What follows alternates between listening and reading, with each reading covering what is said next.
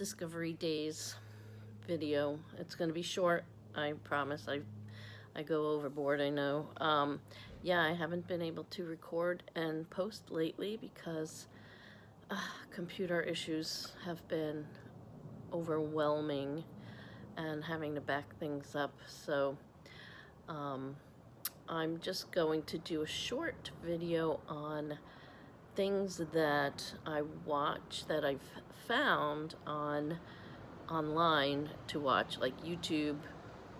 You know, I did talk about Netflix, I think, and movies and series that I watched, but this time YouTube has been my go-to television. I don't have cable TV. But before I go into that, today is Monday, January 31st, and it is National Bubble Wrap Appreciation Day. So there will be a video posted to the Facebook page, which is Discovery DAZE, and because that was what was available on Facebook. And there's a video on ASMR bubble wrap appreciation. For various reasons in lockdown, I have come across different favorite shows, and one of them found this guy who I believe is Japanese named Keone, and he was doing he had started doing with 1, 2, and 3 of his videos exercises where he was just doing walking side-to-side movements, and he had a counter on the screen so you would know how many steps you took. And he started out with like 1,800 at a time. I think he went up to like 3,600 in his third video, but he was doing all these like TikTok like flashes of color, and I said that really it gives me a headache to watch it. I really like your videos. And he said, well, number 1 doesn't have that. And I thought, well, I'm not going to keep doing number 1 over and over again. And eventually he stopped doing the flashes and started just doing a variety of exercises to these steps and different rates of speed so that you could get more steps in less time. And actually his YouTube channel is Reps to the Rhythm, and he started to create t-shirts, and he has cats running around on the floor under him. I think cats is part of his branding because he puts them as his co-hosts or something at the end. But for Mother's Day 2020, I think it was, or was it Mother's Day 2021, he had his mother come on with him to do the exercises, and she was so popular with his fans that he brought her back a number of times. She's got this real like dancey, you know, moves the shoulders, moves the hips in a different way than he's more athletic movements. But I mean, he does have one that goes up to 10,000 steps in like an hour and 19 minutes or something. And so like I can look at it and I can say, okay, I have about 20 minutes to exercise, and which one will give me the biggest bang for my buck, or I'm really tired, I didn't sleep well, but I want to get some exercise in, and so give me one for 11 minutes, and you can get like 1,800 steps in around for that.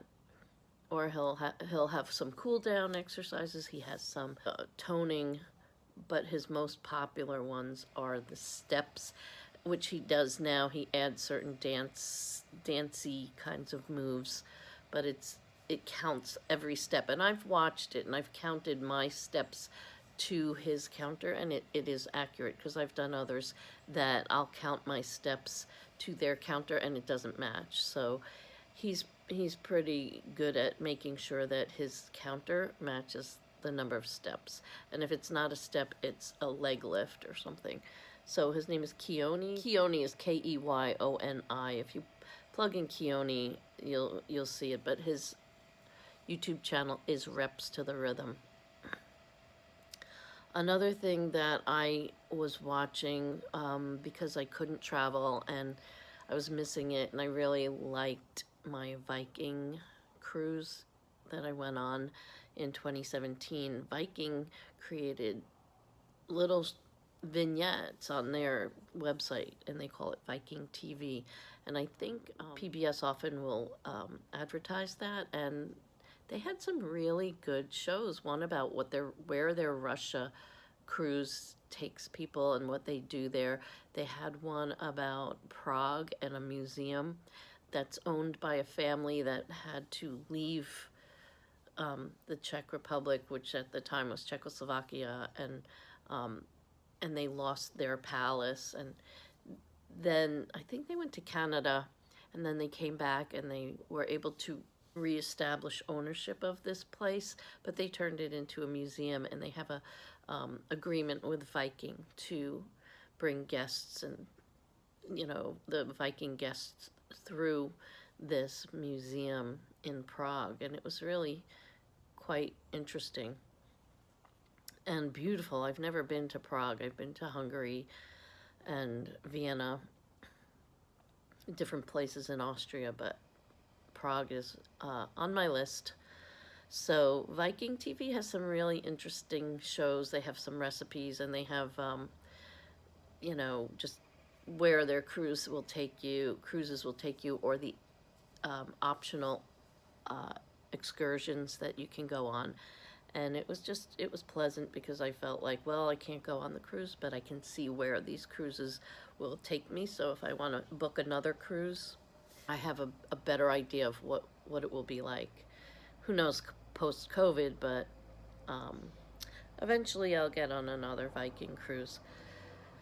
When I got my first vaccine in March of 2021, and then I got the second shot the end of March.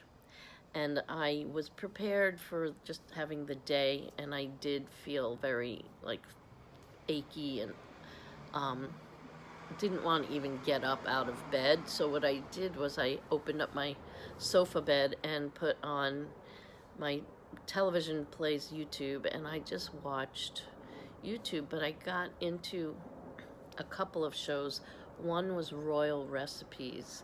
I like to watch cooking shows, and I like to watch things about England and the royals, but this one was good because it was like a historical Royal Recipes. So they had things like Queen Victoria's Jubilee, or and her recipes, or Edward VII, Victoria's son, Bertie, who became King Edward, and he would have these just massive breakfast feasts with all kinds of meats and everything. And they would do these recipe preparations in these big mansions that I guess were palaces or royal residences, and show these really, you know, grand recipes that are probably pretty hard to make or expensive, but I enjoyed watching them and hearing the history behind it. So if that's something that you like, Royal Recipes, it was interesting. There was a limited number of shows that were with this one guy, this one reporter, Michael. Can't remember his name. He had been a BBC reporter for a long time, and he ended up being the host of these shows. And then they still had Royal Recipes, but they changed it to just this one chef who had been on, I think, the Britannia ship. He also had worked with Princess Diana to create different foods for William and Harry when they were young. So he had some shows about that. I came across Nicholas Fairford. He's a young man who was living in Scotland. He still lives in Scotland. And he had just started right around March of 2021 creating his YouTube channel. And he's just very soft-spoken, to the point of almost whispering. I almost can't hear him without raising the volume. He started out talking about how to do a proper British tea, the kinds of cakes they serve and how you should pour and stir the tea. And he had moved on to how to make the sandwiches, how to set the table. He just started talking about British traditions around tea and around certain foods that are served, how to make the tea, the types of tea. He has a lot of traditional decor, and he would show where he shops in Scotland, and then he would show how he was decorating, how to do flower arranging, table settings. He had a neighbor who was I guess she was a chef. She was showing certain recipes for things that he felt were very British. So now he's got this brand, Nicholas Fairford, and it's becoming more, promoting his brand. He makes candles now. He's designing different kinds of table linens.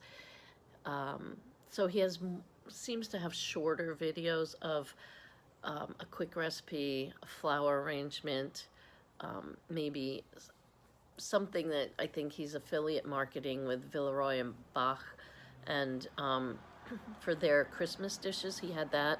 He also showed how he decorates his tree, how he decorates his home.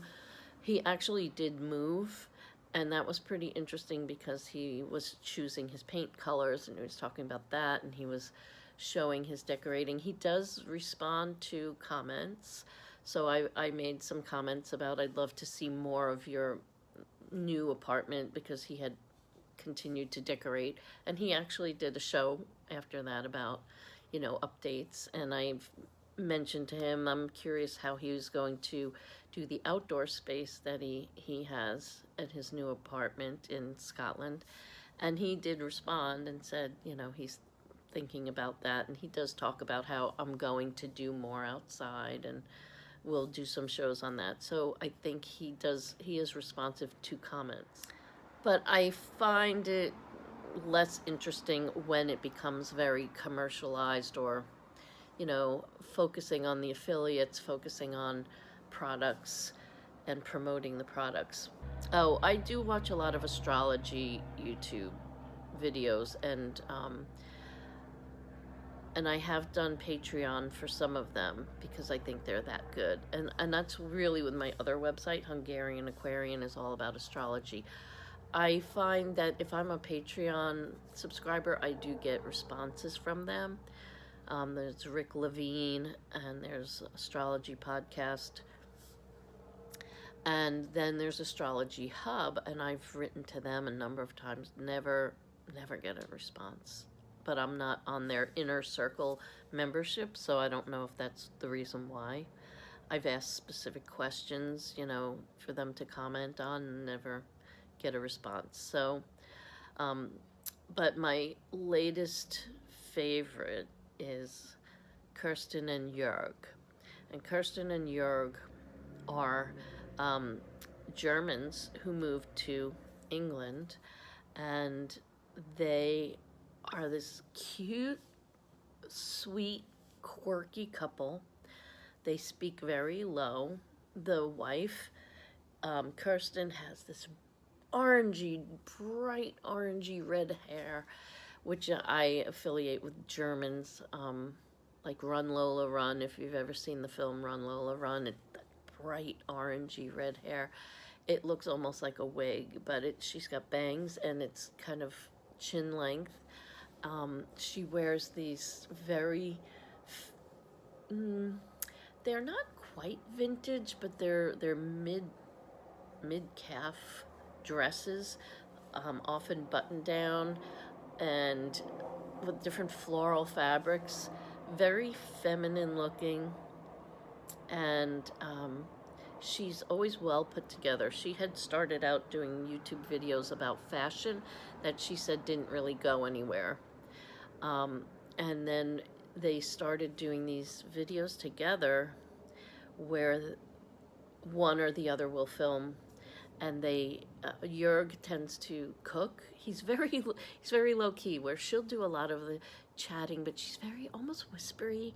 And my brother, who's into ASMR, said, "Oh my God, it's so ASMR. Her voice is putting me to sleep right now, and relaxing him." And I'm not an ASMR person. I have a certain idea of what ASMR sounds like, and I didn't pick it up on theirs, but I think the fact that Nicholas Fairford is so whispery and Kirsten and Joerg are kind of whispery, that that is a big selling point for them, or a big reason why it's popular, is because their whisperiness is very attractive to certain people just from the way they speak.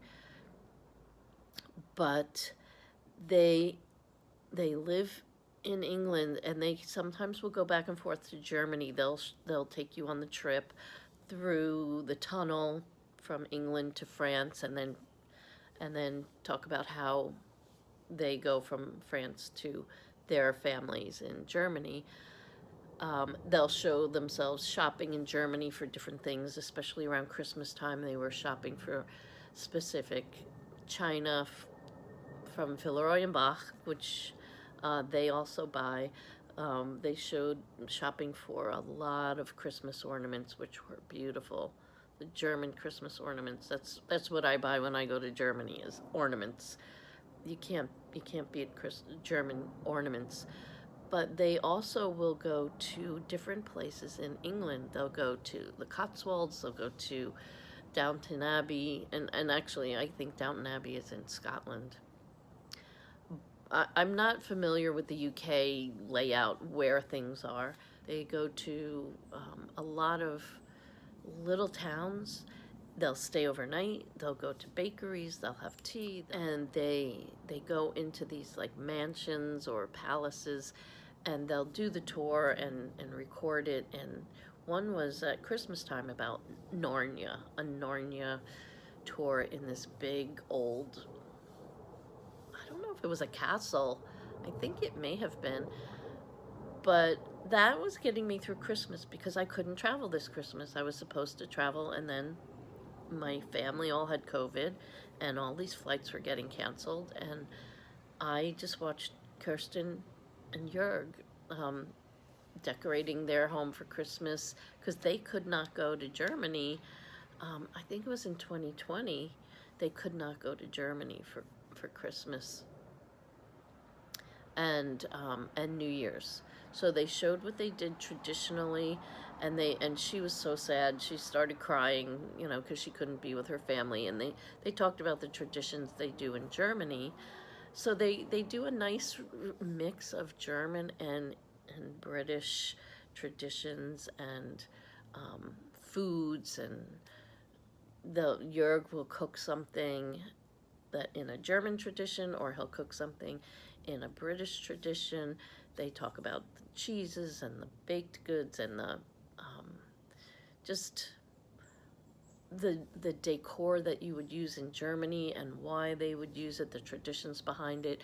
I just love their stuff, and I at first thought, this is such a quirky, almost odd couple when I first saw them, and I said, well, I don't understand why they would be so popular, but now I can see, they kind of show you a lifestyle that they're learning about, and then they show you their German lifestyle.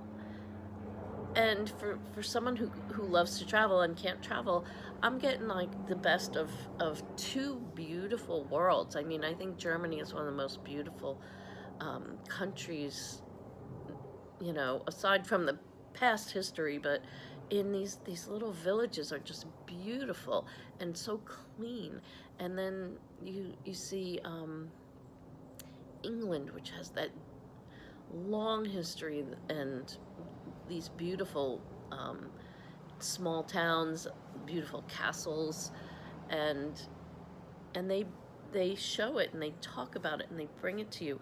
And then they bought a Victorian house and they're redecorating it, and they're showing where they're getting these William Morris fabrics and wallpapers that are from the, Victorian style.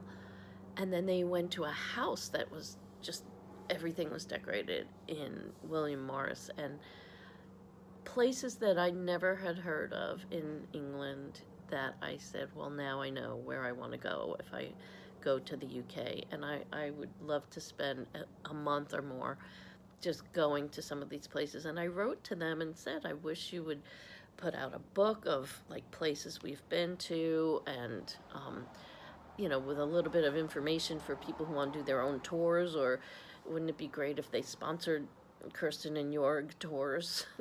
I don't think that would be their kind of thing to do. But actually, I also stumbled across, they have German language videos where they go around Germany and they talk about things that they're doing in Germany, and they're speaking about it in German. So that took me by surprise. I thought they were just doing these English language, we're Germans who are expats living in England, and it turns out that they're doing both sides of their experience, the German side and the English. So I think that was a really interesting find, and they are responsive. When I write to them, they will respond, and I love that, because it feels like, like I appreciate them and I appreciate what they're doing, and I'm letting them know and I'm interacting with them, and they are taking the time, which I'm sure they're getting thousands of people writing to them, but they take the time to respond to certain comments that maybe are more, that are not just like, oh, I love you, oh, you guys are so cute, that's probably what they read through, like, every time they post a video. But when they see somebody asking questions or making a comment that's more detailed, they will respond, which is great. I think they're great. I hope I get a chance to meet them someday in Germany or England. So that's my YouTube favorites right now. Other than that, I do get some news, and there is a weather guy. I'm in Florida, but there's this weather guy who does his very own weather report. It's really technical at times, but it's better than the Weather Channel in some ways, because he explains in very much detail and depth, and you don't get commercials on his YouTube channel. I don't remember what his name is though, so I'll do another YouTube favorites video soon, and hopefully this has given you some ideas of stuff to watch. Thanks for listening.